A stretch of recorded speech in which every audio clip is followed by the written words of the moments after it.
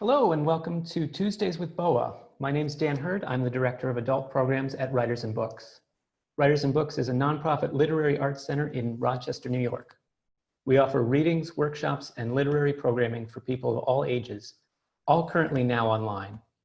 For more information about our upcoming events and programs, our website is wab.org. We're so happy to partner with BOA Editions to bring you this series. This is number 4 of 4, so we're looking forward to doing more in the spring. First, we'll hear from Michael, and then he'll be in conversation with the publisher of BOA Editions, Peter Connors. If you would like to submit a question, feel free to submit it with the Q&A function at the bottom of your screen. Michael Martone was born in Fort Wayne, Indiana, where he learned at a very early age about flight. He has written or edited over 20 books of fiction, nonfiction, essays, and short stories, including The Moon over Wapakoneta, Brooding, Winesburg, Indiana, and 4 for a Quarter. His stories and essays have appeared in Harper's, Esquire, Denver Quarterly, Iowa Review, Third Coast, Shenandoah, Bomb, and elsewhere. The complete writings of Art Smith, the bird boy of Fort Wayne, edited by Michael Martone, is inspired by the real-life pioneer of early aviation who invented the art of skywriting. The brief stories in this collection by editor Michael Martone celebrates facts, fiction, and the impermanence of art. The complete writings of Art Smith is available now in our bookstore, Ampersand Books. I'll put the link in the chat. And I also want to mention that Michael's doing a workshop on bad writing for Writers and Books. I'll put the link to that on our website as well. He can talk a little bit more about that. Michael, thank you for being here. I think you're muted.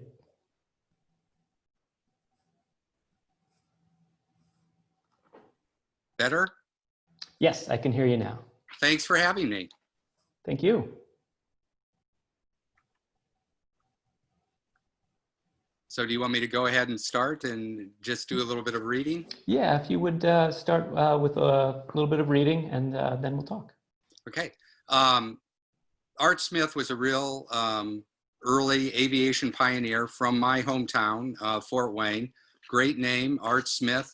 He was known as the Bird Boy because soon after the invention of flight by the Wright brothers, he began to make his own airplanes and start to fly. What really interests me is everyone does agree that he invented skywriting. And so what was fascinating growing up in Fort Wayne was thinking that the first, as a writer growing up in Fort Wayne, the first place that sky was written on was over my hometown. So this book is factual in that it is about skywriting, but it is a kind of fiction where I imagine all of the skywriting that Art Smith has done, even though there really isn't a lot of documentation there. So think of the book as a kind of collection of Art Smith, the fictional Art Smith's poetry, but that he wrote that poetry in the sky and has long now disappeared. So I thought, I guess the other thing is this happened about 100 years ago. Most of the stories take place before the First World War. Smith died in 1926 in a crash. What was interesting to me was how today looks in comparison to 100 years ago. There's a story in there about the flu pandemic, and the story I'm going to read here is about, well, the border between the United States and Mexico, which a little bit over 100 years ago was a big deal in the way it is a big deal now. So the title of the stories are what are actually was written supposedly by Art Smith. So let me show it to you here. That's the title of the story. That was what was written up in the sky by Art Smith. In 1913, Gideon Sundback, working as the head designer for the fastener manufacturing machine company in Meadville, Pennsylvania, invented the modern zipper. The name zipper, however, was trademarked by B.F. Goodrich Company, which coined the term when it added the fastener to its rubber galoshes in 1923. 7 years before that, Art Smith, the bird boy of Fort Wayne, stitched this advertising message into a clear blue sky over Fort Bliss in El Paso, Texas.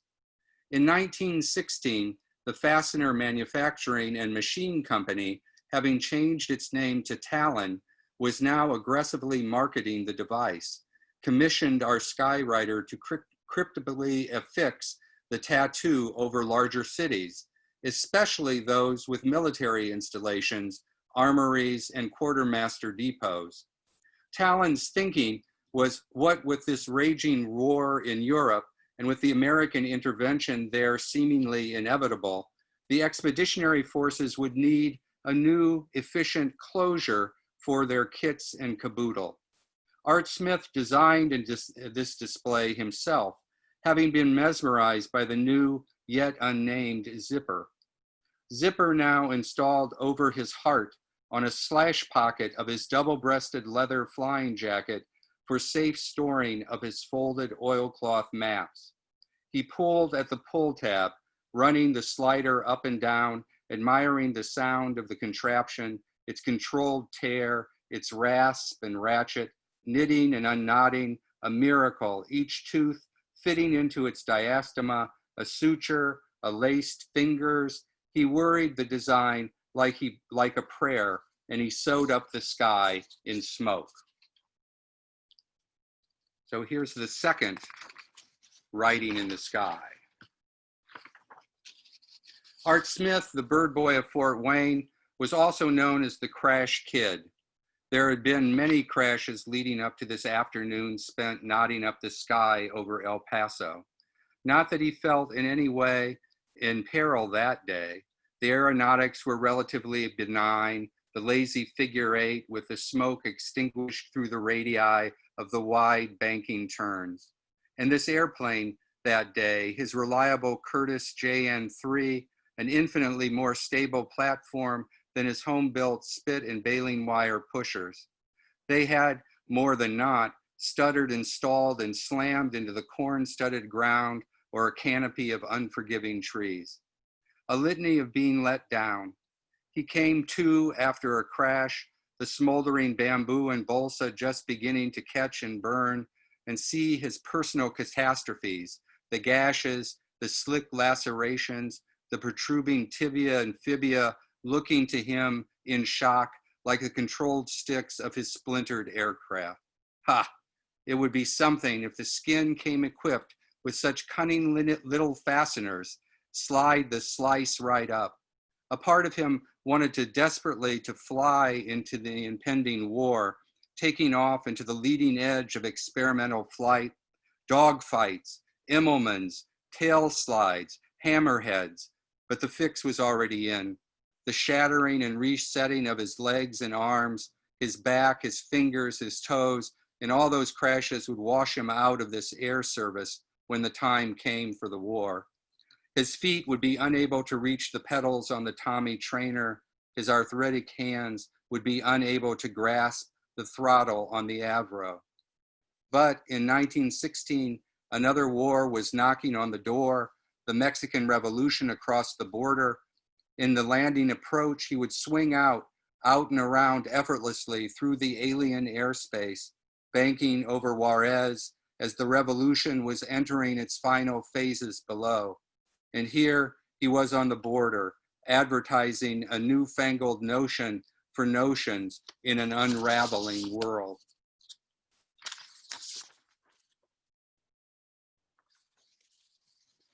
It hadn't been that long, a little over a year, that his companion in a celebrated aerial elopement and marriage, the love of his life, Amy Coore, had left him in California and returned to the Midwest. Now, here on this extreme border, still smarting from that crash, he sought solace in the outer edges of what had been his known world. This was Art Smith, the bird boy's migration to mitigate the nagging injuries. He thought of his assignment here as a kind of banishment, 40 days of wandering alone in the wilderness, the desert, the deserted desert itself, and the wide, deserted sky that seemed even wider than usual, endless, cloudless, over-expanding, empty, even of empty. After his daily skywriting, introducing to the quartermasters of Fort Bliss below the modern mechanism of closure, Art Smith would set a course along the international boundary, expanding the last of the calligraphic fuel, tracing the sovereign demarcation, making visible in his mind an us and a them, hoping to purse up all those feelings that constantly percolated within him. Oh, but even as he drew the drawstrings closed, irrational geography he knew. He wasn't fooling himself. He knew he was not of one place or the other, but constantly between, in between the between. Heaven and hell, America and Mexico, day and night, flying and falling. He left in his wake always a stuttering and impermanent imaginary geometry, a porous border made up of tenuous threads of fleeting gossamer, the gauziest of insubstantial clouds. Last section. 80 miles due west from El Paso, Art Smith, the bird boy of Fort Wayne, flew along the border of Columbus, New Mexico. It was March 19th. 10 days before, Pancho Villa and the remnants of his failing Army of the North had crossed the border, raiding Columbus, burning the train station and other buildings, killing 17 Americans. Now, Columbus would become the rallying point for the Army's 1st Aero Squadron, 8 JN-2s and 11 pilots, as they kicked off the punitive expedition in support of General Pershing's force of 6,600 already deep into Mexico searching for Villa. The planes, unarmed and underpowered for the high desert, were ordered to rendezvous with the ground forces at Casa Grande, 90 miles south into Mexico. Art Smith and his skywriting Jenny circled, watching as the Army's airplanes lumbered into the air, too late in the day, into the gathering dusty darkness. They would be gone in a year looking for Villa and his raiders. Smith by then would be long gone, back up north, would hear of the spectacular failures of the airplanes and the airmen, the wooden propellers delaminating in the dry heat, the crash landings in the shifting sand, the radiator explosions spewing blood-red water into the open cockpits. In Chihuahua City, Lieutenant Dragg would be fired upon by 4 Mexican policemen with Winchester rifles, the first recorded attack on a US military plane. But all of this would be forgotten. All of it eclipsed. The war in Europe would intervene in this intervention, calling Pershing and his troops over there instead. The Mexican Revolution would end in amnesty for Villa and his men.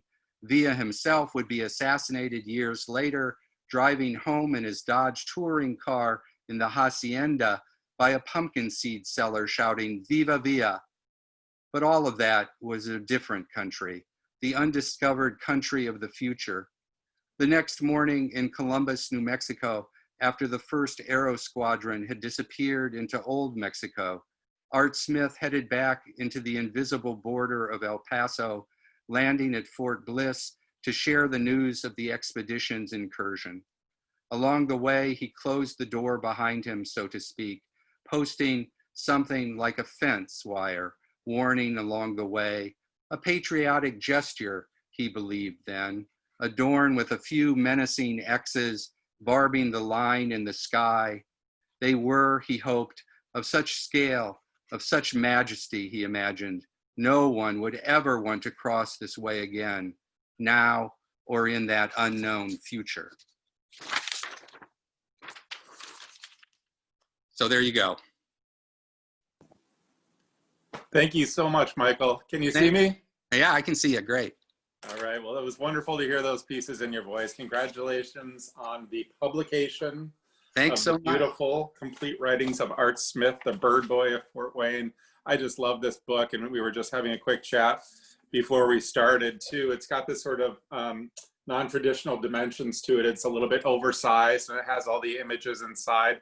It just feels, it has a very iconic feel, and I'm such a fan of your work that I'm just thrilled to have been able to publish this book. And it occurs to me, you know, one thing I always enjoyed, and I've enjoyed for many years about your writing, is it's not just about the subject you're writing about, but your writing is also always about the act of writing. And I started to think, I wonder what you see in Art Smith that maybe reminds you of what a fiction writer goes through or a creative writer? Well, yeah, sort of an avatar for myself, especially especially the idea of the impermanence of it, that it goes up and then it disappears. That you work so hard to get the writing right and down.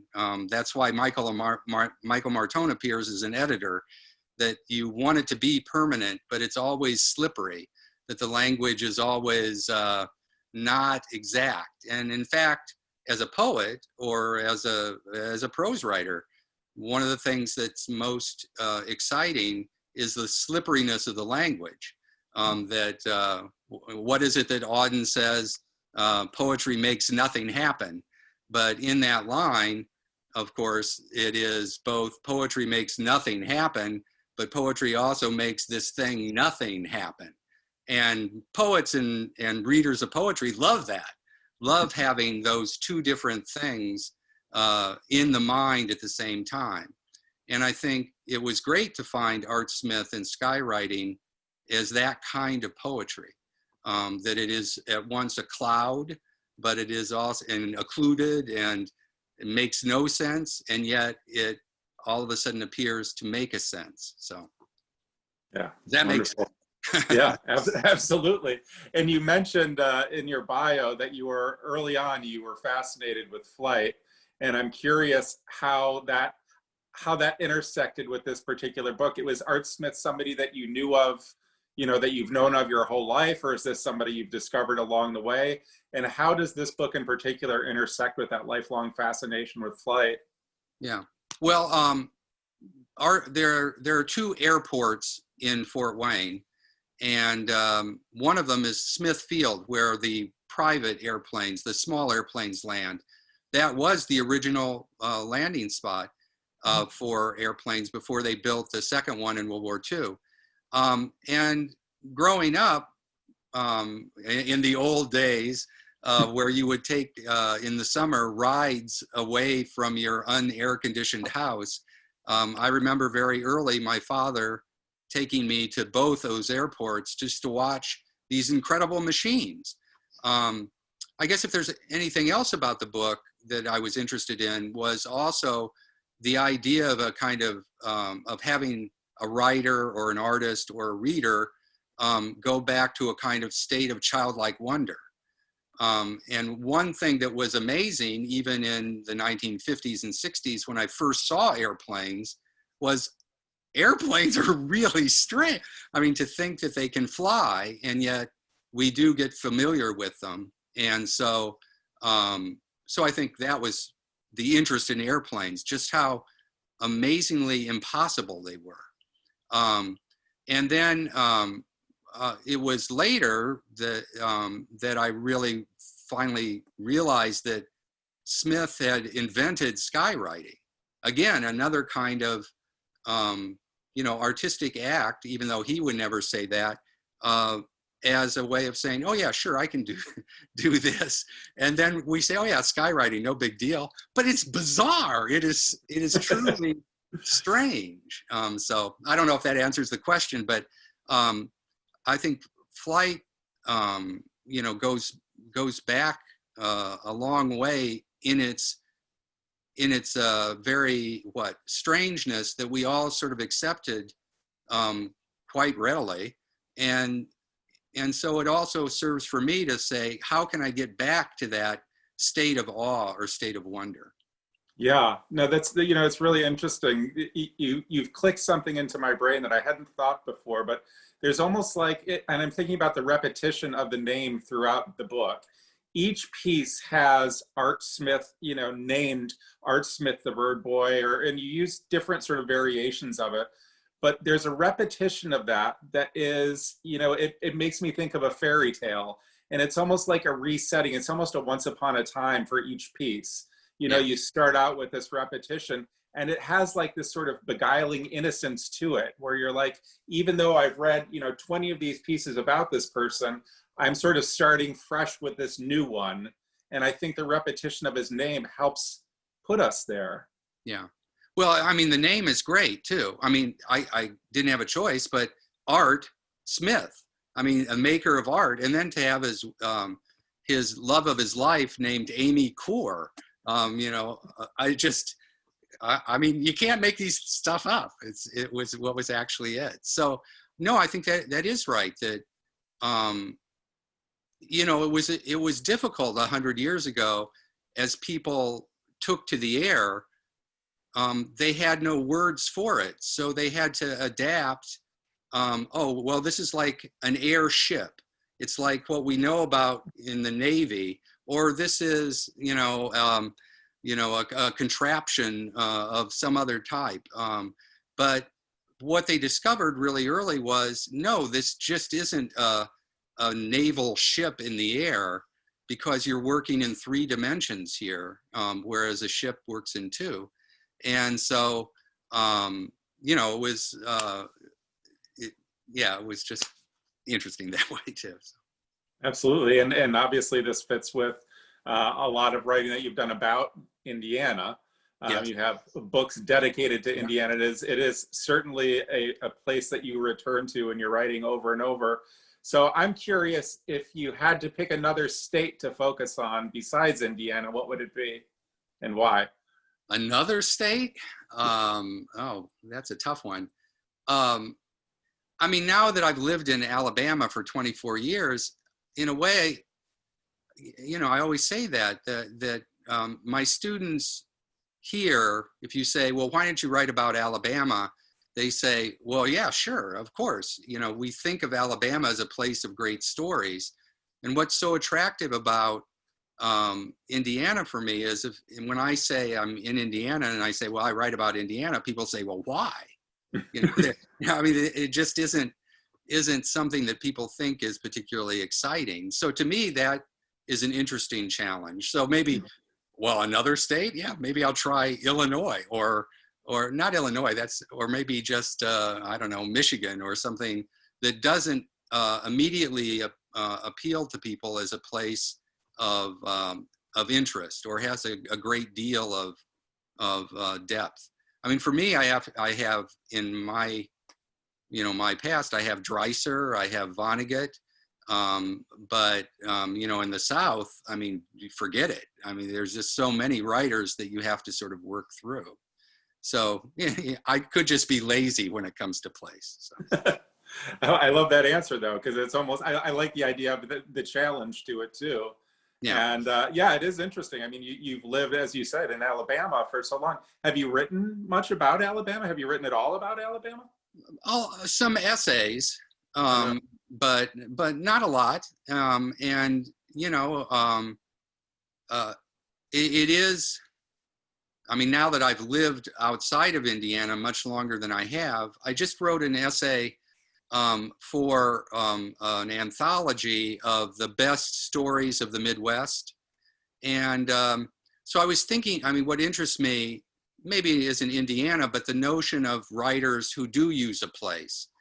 And the Midwest as a place is very interesting in that it has a kind of placelessness. And it also is, Indiana's nickname is the Crossroads of America. So there's constantly movement through it. Mm-hmm. And to me, what's interesting about Indiana and the Midwest is it's a place that is sort of going nowhere fast. I mean, our biggest event is the Indianapolis 500, where we just go around in circles. So I sort of don't give that up. If I'm going to write about another place, it still seems to me that there's a lot I can do with this, you know, that I was fortunate enough to be born into. So. Yeah, it makes me wonder too. I wonder if you had not left the state, if you would still be writing about it as much as you do, or if, you know, part of it is having left it and looking back. Yeah, you have a different perspective. Yeah, I mean, it was interesting when I did leave for the first time to go to graduate school at in Baltimore at Johns Hopkins. I would write my sort of non-place stories, and in the workshop there would be very polite, you know, talking about it. And then afterwards at the graduate club, you know, I'd tell them, well, growing up in Fort Wayne, we thought we were 7th on Hitler's bombing list. And all of my colleagues who were not from the Midwest or Indiana thought these things were really interesting, you know, because they themselves did not know a lot about Indiana. So that said to me that, oh, even if I'm not here, I think I'll stick with that place. Excellent. Well, thank you, Michael, so much for being here. I'm going to bow out in a minute here and have you finish up with a piece and say goodbye to everybody. But I just want to say congratulations again on the publication of the book. Thanks. I'm so happy that BOA published it. Yeah. Thank you so much, Michael. I'm going to take off and let you read. Okay. So I thought I'd finish out. We'd go back to an earlier time from the first story. As you might gather, we sort of jump around in time. But this one is called Still. In 1915, on the eve of his departure from San Francisco to Japan for his first tour there, the news broke that Amy Coor, the wife of Art Smith, the bird boy of Fort Wayne, had left California, returning home via train to her parents in Indiana. His 3-year marriage in a shambles, Art took to the air in pursuit of his retreating wife, tracing the railroad right-of-way until he overtook the consist near Truckee as her train approached the Donner Pass in the Sierra Nevada. There, in the thin mountain air, Smith composed a message in the hope his estranged wife would catch a glimpse of the missive out her parlor car window.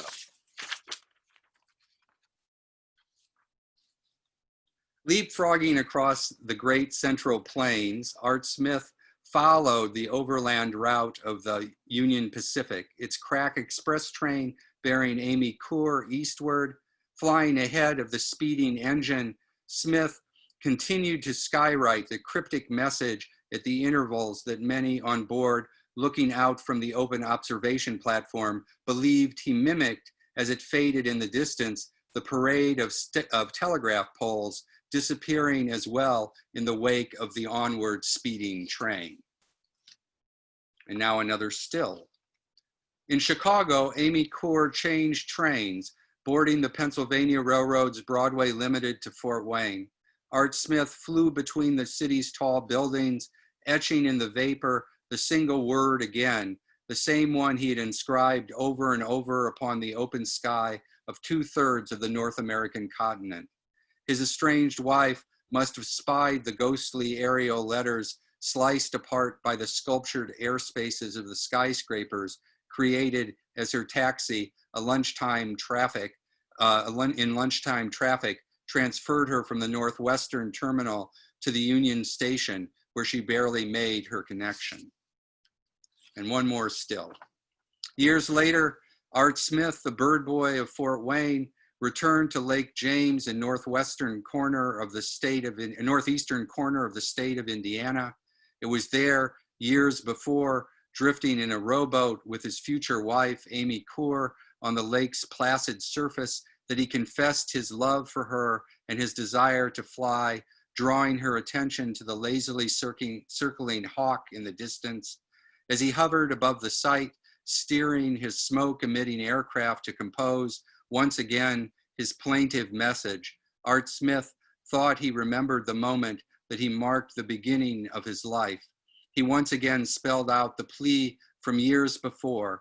The letters overhead were reflected in the green waters of the lake and seemed to sink as they dissipated, disappearing below the jagged horizon of the pine, the only sound that of his machine's echoing engine. So still, thank you very much. I don't know who's out there, but thanks a lot for tuning in.